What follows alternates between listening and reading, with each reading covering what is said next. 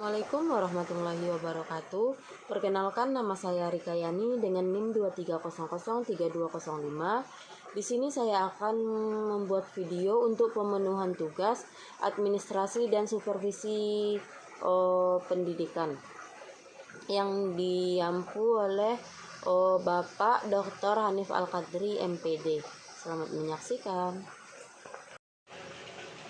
Bidang garapan administrasi yaitu terkait dengan administrasi sarana dan prasarana pendidikan adalah semua sarana yang ada di sekolah ataupun di perguruan tinggi.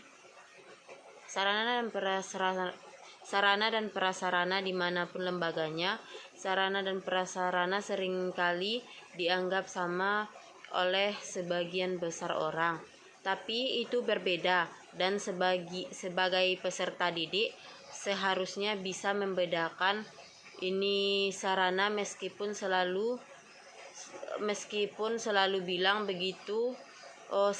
Sarana dapat digarisbawahi bukan berarti atau sehingga dinyatakan sebagai sarana sama dengan prasarana, konsepnya berbeda.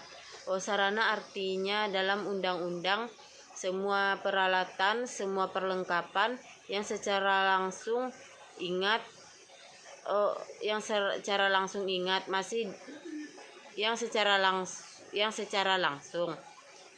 digunakan dalam proses penunjangan proses pendidikan. Jadi digunakan secara langsung, dan itu adalah semua peralatan yang kalau salah satu indikasinya bisa dibawa, bisa dipindah-pindahkan. Berbeda dengan prasarana. Kalau prasarana itu adalah fasilitas-fasilitas yang secara tidak langsung menunjang jalannya proses pendidikan. Artinya adalah dia tidak digunakan secara langsung dalam proses terjadinya pembelajaran di kelas, tetapi tanpa adanya prasarana, kegiatan proses pembelajaran menjadi terganggu, malah cenderung bisa gagal, bisa tidak terjadi. Proses pembelajaran pencapaian tujuan pendidikan, jadi pengelolaan itu dilakukan dalam rangka menunjang proses pendidikan untuk mencapai tujuan pendidikan itu sendiri. Ada 4 kelompok yang kita bagi dalam sarpras pendidikan. Yang pertama yaitu disebut dengan site, itu lahan tiang. Yang kedua yaitu building atau bangunan. Yang ketiga yaitu kita menyebutnya dengan equipment atau perlengkapan. Dan yang keempat adalah furnitur atau perabot. Kita lihat satu persatu. Kalau untuk sekolah dan perguruan tinggi yang sedikit, apa saja kategori sehingga kita bisa menyatakan bahwa itu adalah sarana. Dan di mana pula yang termasuk dalam kategori prasarana. Berarti kalau begitu administrasi atau manajemen sarana prasarana atau sarpras itu yaitu segala kegiatan pengelolaan mulai dari perencanaan kebutuhan sampai penataan lahan, bangunan, perlengkapan, berbagai macam perabotan yang termasuk dalam kategori sarana dan prasarana pendidikan tadi, supaya berdampak efektif dan efisien. Untuk kegiatan administrasi, sarpras itu menggambarkan nilai, menggambarkan harapan dan citra masyarakat yang berlandaskan pada tujuan pendidikan. Dan yang kedua prinsipnya adalah bahwa perencanaan dari administrasi, sarana dan prasarana itu merupakan keinginan bersama, keinginan dengan mempertimbangkan satu tim ahli yang ada dan sudah dibentuk memang untuk melaksanakan pengelolaan terhadap sarpras yang ada di lembaga itu. Yang ketiga, administrasi sarpas itu mestinya disesuaikan dan memadai bagi bagi dan lain sebagainya, yaitu diatur oleh undang-undang. Tidak semua yang harus dibeli ketika kemampuan kita tidak sebanding, barangkali menyewa merupakan langkah yang lebih baik. Bahkan kalau mampu sekalipun, tetapi kebutuhan kita tidak dalam batas waktu yang terus-menerus atau panjang menyembah untuk kadang-kadang merupakan pilihan yang lebih baik.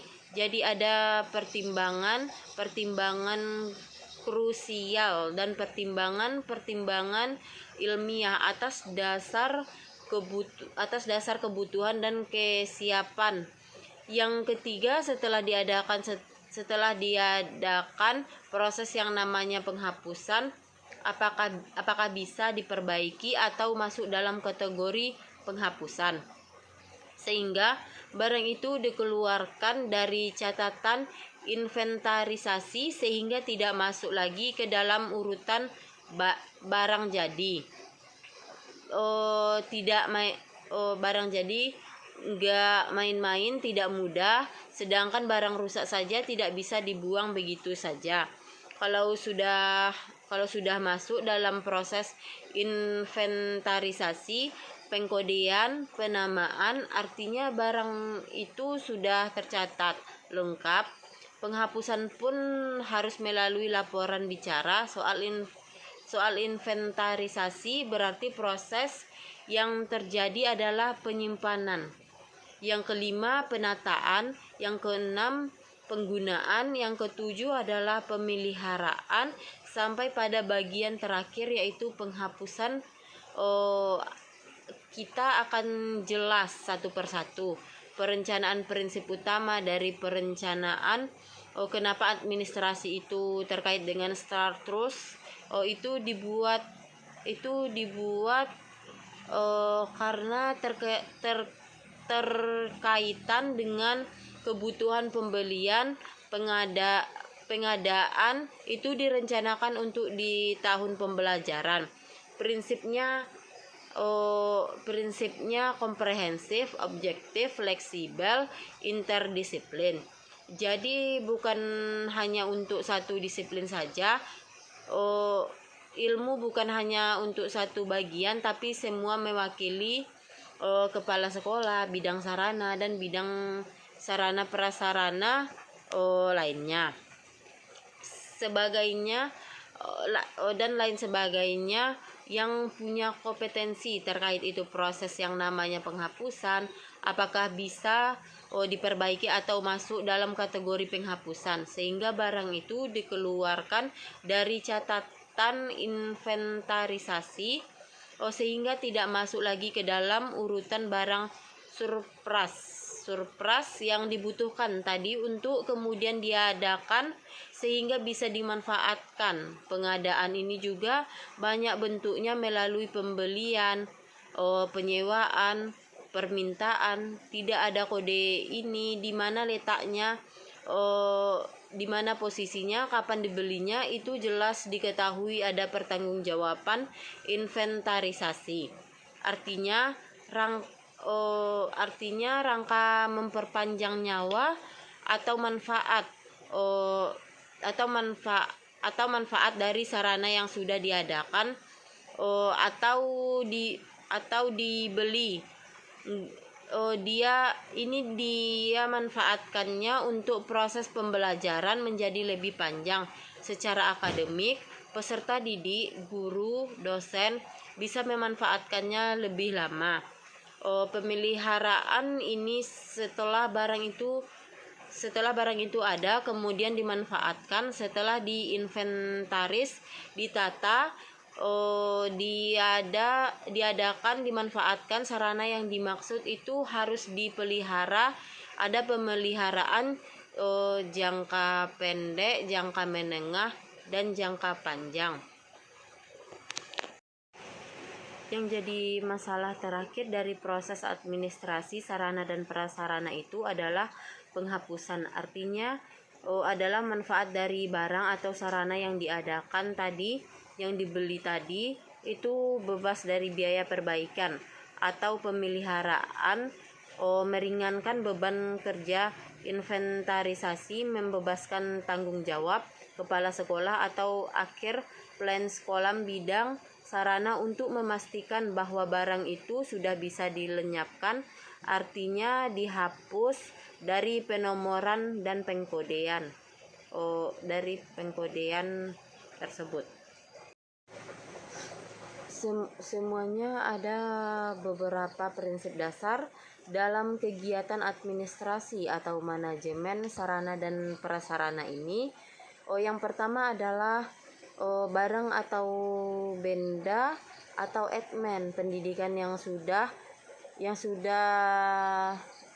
diadakan oleh lembaga, oleh sekolah, oleh perguruan tinggi, legal dalam setiap barang itu tercatat kode-kode tertentu. Nah, yang bisa paham adalah orang atau mereka yang berkedudukan atau berada di posisi sebagai inventaris aktor. Namanya kode-kode itu juga tidak mudah, tidak sederhana. Mereka bisa paham ada tahunnya, ada kode tertentu, proses pembelian yaitu tercatat di situ